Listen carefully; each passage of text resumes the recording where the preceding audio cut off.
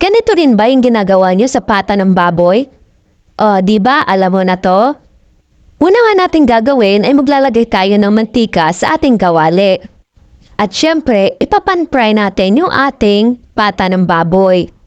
Mga mare, kung kayo pipili ng pata, ang piliin nyo yung laging nasa unahan dahil malaman ito. Ipiprito lang natin ito saglit para may brown effect lang yung ating pata.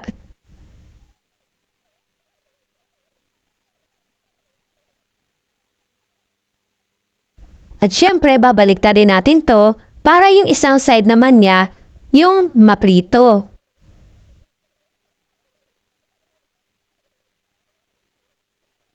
At pagkatapos na natin ito maprito, iset aside muna natin to. Kailangan natin dito ng isang kasirola. Then, ibuhos natin yung ating toyo. Mag-add tayo ng asukal na may langgam, charot. Then, mag-add tayo ng suka at yung ating oyster sauce. Siyempre, maglalagay din tayo dito ng tubig o pwede kayong gumamit dito ng Sprite. Mag-a-add din tayo dito ng bawang, star anise, buong paminta, at ang ating bay leaves. Haluin lang ito hanggang matunaw yung ating sugar.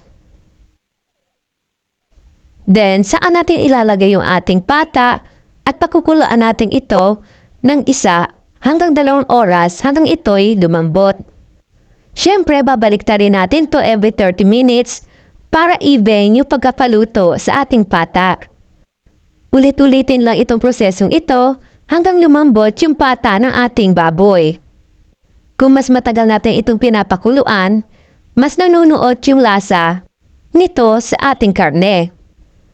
Mga mare, siguro lang natin na mahina yung ating apoy para hindi mabigla yung ating karne at di masunog sa ilalim nito. Pwede din kayo dito magdagdag ng water or Sprite kung alam niyong hindi pa malambot yung ating pata. Ano pang paborito mo luto sa pata? At kung hindi mo pa ito nasusubukan, itry mo na at nasa hulihan lang ng video yung ating mga sangkap. O diba, ang sarap-sarap na ng tingnan?